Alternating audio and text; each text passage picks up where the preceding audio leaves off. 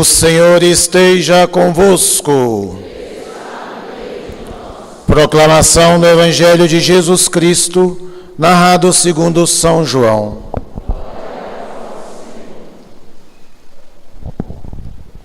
Naquele tempo, Jesus chegou a uma cidade da Samaria, chamada Sicar, perto do terreno que Jacó tinha dado a seu filho José.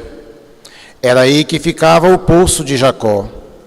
Cansado da viagem, Jesus sentou-se junto ao poço. Era por volta do meio-dia. Chegou uma mulher da Samaria para tirar água. Jesus lhe disse: "Dá-me de beber." Os discípulos tinham ido à cidade para comprar alimentos. A mulher samaritana disse então a Jesus: "Como é que tu, sendo judeu, pedes de beber a mim, que sou uma samaritana?" De fato, os judeus não se dão com os samaritanos. Respondeu-lhe Jesus: "Se tu conhecesses o dom de Deus, e quem é que te pede, dá-me de beber, tu mesma lhe pedirias, e ele te daria a água viva." A mulher disse a Jesus: "Senhor, nem sequer tens balde, e o poço é fundo. De onde vais tirar a água viva? Por acaso és maior que nosso pai Jacó, que nos deu o poço e que dele bebeu, como também seus filhos e seus animais?" Respondeu Jesus: "Todo aquele que bebe desta água terá sede de novo, mas quem beber da água que eu lhe darei, este nunca mais terá sede. E a água que eu lhe der se tornará nele uma fonte de água que jorra para a vida eterna." A mulher disse a Jesus: "Senhor, dá-me desta água, para que eu não tenha mais sede e nem tenha de vir aqui para tirá-la." Disse Jesus: "Vai chamar teu marido e volta aqui." A mulher respondeu: "Eu não tenho marido." Jesus disse: "Disseste bem que não tens marido, pois tiveste 5 maridos, e o que tens agora não é o teu marido. Nisto falastes a verdade." A mulher disse a Jesus: "Senhor, vejo que és um profeta. Os nossos pais adoraram neste monte, mas vós dizeis que em Jerusalém é que se deve adorar." Disse-lhe Jesus: "Acredita-me, mulher, está chegando a hora e que nem neste monte, nem em Jerusalém adorareis o Pai. Vós adorais o que não conheceis, nós adoramos o que conhecemos, pois a salvação vem dos judeus. Mas está chegando a hora, e é agora, em que os verdadeiros adoradores adorarão o Pai em espírito e verdade. De fato, estes são os adoradores que o Pai procura. Deus é espírito, e aqueles que o adoram devem adorá-lo em espírito e verdade." A mulher disse a Jesus: "Sei que o Messias, que chama Cristo, vai chegar. Quando ele vier, vai nos fazer conhecer todas as coisas." Disse-lhe Jesus: "Sou eu que estou falando contigo." Neste momento chegaram os discípulos e ficaram admirados de ver Jesus falando com a mulher. Mas ninguém perguntou: "Que desejas?" ou "Por que falas com ela?" Então a mulher deixou seu cântaro e foi à cidade, dizendo ao povo: "Vim de ver um homem que me disse tudo o que eu fiz. Será que ele não é o Cristo?" O povo saiu da cidade e foi ao encontro de Jesus. Enquanto isso, os discípulos insistiam com Jesus, dizendo: "Mestre, come." Jesus, porém, disse-lhes: "Eu tenho um alimento para comer que vós não conheceis." Os discípulos comentaram entre si: "Será que alguém trouxe alguma coisa para ele comer?"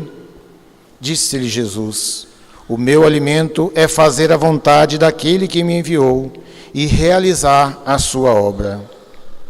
Não dizeis vós: ainda 4 meses e aí vem a colheita? Pois eu vos digo: levantai os olhos e vede os campos, eles estão dourados para a colheita. O ceifeiro já está recebendo o salário e recolhe fruto para a vida eterna. Assim, o que semeia se alegra junto com o que colhe, pois é verdade o provérbio que diz: um é o que semeia e outro o que colhe. Eu vos enviei para colher aquilo por que não trabalhaste. Outros trabalharam, e vós entrastes no trabalho deles. Muitos samaritanos daquela cidade abraçaram a fé em Jesus por causa da palavra da mulher que testemunhava. Ele me disse tudo o que eu fiz. Por isso os samaritanos vieram ao encontro de Jesus e pediram que permanecesse com eles. Jesus permaneceu aí 2 dias, e muitos outros creram por causa da sua palavra, e disseram à mulher: já não cremos por causa das tuas palavras, pois nós mesmos ouvimos e sabemos que este é verdadeiramente o Salvador do mundo. Palavra da salvação.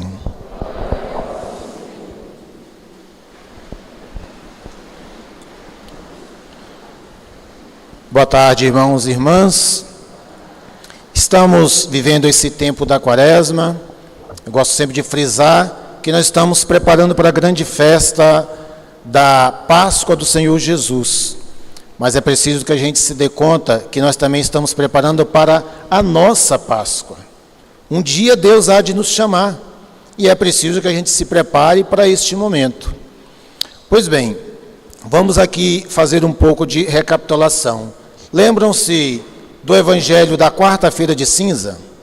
Qual que foi o teor daquela mensagem naquele Evangelho? Piu, piu, piu.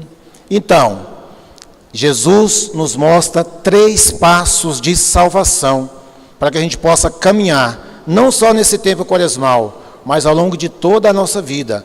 O hoje, que diz, o salmo de hoje. O hoje é a nossa vida enquanto aqui estamos. O ontem a gente não existia. O amanhã pertence a Deus, porque é quando Ele vai nos chamar. E quais são esses passos? Jejum, esmola, oração. Aí depois, logo em seguida, nós tivemos no domingo uma outra passagem. Qual foi a passagem que nós tivemos no domingo seguinte, no primeiro domingo da Quaresma? Qual? As tentações no deserto. Jesus passa 40 dias no deserto sem comer nada. E, como se já não tivesse tão difícil aquele momento, ao final desses 40 dias ele é tentado. Isso para mostrar para nós que a gente precisa saber lidar com o ter, o poder e o ser. Ao longo dessa nossa vida a gente vai conquistando isso, porque Deus também nos dá essa capacidade. Mas é preciso que a gente saiba lidar com cada uma dessas realidades. Muito bem, agora já está mais próximo. No domingo passado, o que foi que nós proclamamos? Eu vou perguntar amanhã o que nós proclamamos no domingo de hoje. Vamos ver se o pessoal se lembra. Então, a antecipação da glorificação de Cristo, a transfiguração do Senhor. E que ali, claro, ele se apresenta, mas mostrando para nós que ele estava numa realização do que profetizava os profetas, e a palavra de Deus, que é o que nos ensina ao longo dessa nossa caminhada. Por que eu estou fazendo questão disso? Porque essas mensagens não são como ilhas somente para aquele domingo. É preciso que a gente vá trazendo isso ao longo da nossa caminhada. Caso contrário, a gente entra aqui, entra no ouvido, sai no outro, e o dia que Deus nos chamar, a gente não vai saber sequer responder algo do que nós fizemos ou deixamos de fazer. E hoje, então, nós nos encontramos com esse belíssimo diálogo de Jesus Cristo com a samaritana.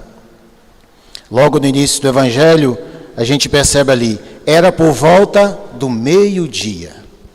E, claro que o transporte ali era a pé. Então estavam cansados e pararam ali diante daquele poço, onde os apóstolos que estavam seguindo saíram para buscar alimento. Mas foi providencial. Eis que chega então aquela que era de um povo totalmente contrário, inimigo dos judeus. Os judeus e os samaritanos eram totalmente inimigos uns dos outros. E ela então se depara com aquele judeu ali, né? E ela pensa, pô, será que eu vou poder pegar a minha água tão necessária? E ela começa a travar esse diálogo com Jesus Cristo. Fazendo aqui uma referência, a água, ela é um dom necessário para a nossa subsistência. Tanto é que no nosso corpo humano, segundo a ciência, ele é composto de 70% de água. A gente até consegue ficar alguns dias sem se alimentar, mas sem a água a gente não consegue. A água, ela é vital para a vida. Então, ela estava ali, claro, buscando a água para o seu sustento. E dá o testemunho, né? Jacó e todo o seu povo se alimentou aqui, os seus filhos, seus animais, desta água. Então, a água, ela é necessária.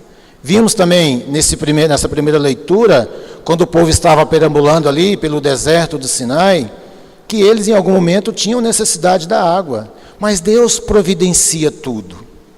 Porém, o povo começa a reclamar. Na verdade, começa não, né? Já vinha reclamando, mesmo antes de começar o caminho do deserto. Mas sempre reclamando. E Deus sempre providenciando. Eis que Deus diz, olha, Moisés, pega sua vara e fere essa rocha que vai sair a água. E Moisés, já talvez influenciado pela revolta daquele povo, ele bate com raiva 2 vezes ali naquela rocha. E brota a água que veio justamente para manter aquele povo como ele queria. Então a água, ela é essencial para a nossa vida. Porém, Jesus Cristo, ele demonstra para aquela samaritana, da qual nós nos colocamos nesse lugar, da qual nós precisamos de ter esse encontro pessoal com Jesus Cristo, e ele coloca, né, o sentido da verdadeira água, ou seja, a água da qual nós vamos precisar para o amanhã. Hoje nós estamos aqui buscando essa água para a nossa subsistência. Amanhã nós vamos precisar dessa água, que são as nossas obras, da qual nós realizamos aqui neste mundo. Ele mesmo disse, né, que até mesmo um copo de água que der a alguém e der de bom coração, vai ter a sua recompensa no céu. Então é preciso que a gente se dê conta de que nós precisamos de viver esta caminhada. E esse comunicado aqui dessa samaritana com Jesus nos faz lembrar que primeiro Jesus conquista a confiança dela. Então a nossa evangelização, ela não pode ser por pressão. Não pode ser por proselitismo. A gente pode dizer, olha, ou você acredita em Deus ou você está no inferno. A primeira coisa que a gente vai fazer é afastar essas pessoas. Então Jesus conquista. E vejam que nesse diálogo ela começa a revelar a sua vida. E Jesus diz em certo momento, né? Nisto disseste a verdade. O que a gente pode entender com isso? De que para que a gente possa caminhar e possa receber esta água viva, é preciso que a gente entre naquele tribunal chamado reconciliação. É preciso que a gente diga a verdade, né, nesta reconciliação através do sacramento da penitência. Sobretudo nesse tempo quaresmal que nós estamos vivendo. Mas, periodicamente, sentiu a necessidade, caiu, busque esta reconciliação. Diga a verdade, diga tudo. E, depois de dizer a verdade, ela vai recebendo de Jesus aquilo que ela realmente precisava. E Jesus, então, diz ali para ela, vai chamar o seu marido. Ela disse, olha, eu não tenho marido. E Jesus profetiza, olha, realmente, você não tem. Você já teve outros 5, e esse que você tem não é seu. Como diz a tradução, né, que marido seria a mesma coisa que Deus, né? Então aquele povo, ele cultuava outros deuses.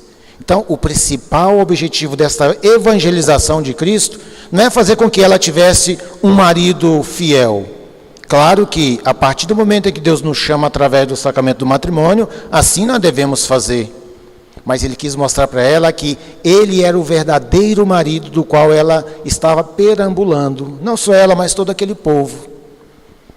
Relembrando também, ainda no povo que estava na escravidão no Egito, né, quando Deus chama de volta Moisés, que estava no deserto, para que pudesse ajudar, porque o povo pedia. E, claro, Moisés teve aquele diálogo com Deus, né, falou assim, olha, como que eu vou me apresentar? Eles não vão acreditar em mim. E Deus lhes dá sinais. E eis que acontece então ali 10 sinais, ou seja, 10 pragas. Na verdade, 9. Né? Os 9 são sinais. A última praga é sim a mão poderosa de Deus. Mas cada um desses sinais, seja no rio Nilo, que se transforma em sangue, e todos os sinais estavam assim numa relação com os deuses que aquele povo cultuava. Então não foi por acaso, né? Então eles tinham o rio Nilo como um rio sagrado, tinha um deus chamado Ram, então por isso veio as pragas das rãs. Então aqueles sinais do qual Deus foi colocando um por um ali, é para mostrar que aqueles eram os deuses que estavam cultuando, e que o verdadeiro Deus era aquele que Moisés estava anunciando. E o verdadeiro Deus que esta samaritana, ou seja, que nós precisamos, é Jesus Cristo. Então é preciso que a gente, ao longo dessa nossa caminhada, não acredito aqui que tem alguém que cultue outras divindades, mas nós temos os nossos deuses preferenciais, né? Talvez até mesmo dentro de casa, a gente tem assim um amor tão grande, talvez pelos filhos, pelos pais, por alguém muito próximo, que a gente deixa Deus de lado. Esse é um Deus que nós precisamos melhorar essa nossa relação, nos bens materiais, né? Nos prazeres. Não estou dizendo que a gente não pode, na nossa economia, viajar, ter o seu momento de descanso. Aliás, isso é necessário. Mas é preciso que a gente se dê conta de que esse Deus, esse marido que essa samaritana precisa e acabou de encontrar, é o próprio Jesus Cristo. E nós, como diz São Paulo, nós somos, né, como igreja que somos, a esposa do Cordeiro, que é Cristo. E a gente precisa se dar conta disso. E, só para finalizar, a samaritana, ela tem esse diálogo, né? E ela vai passo a passo crescendo nesse diálogo com Jesus Cristo. Por isso eu estou dizendo, né, que a gente entrou nesse tempo quaresmal, a gente não pode deixar essas leituras para lá. Amanhã eu não me lembro mais o que foi que a igreja me colocou, né, no evangelho desse domingo. Eu preciso de levar isso ao longo da minha vida. Por isso que eu fiz questão de refrisar aqui, desde a quarta-feira de cinzas até esse momento de hoje. Mas aquela samaritana, ela foi passo a passo crescendo.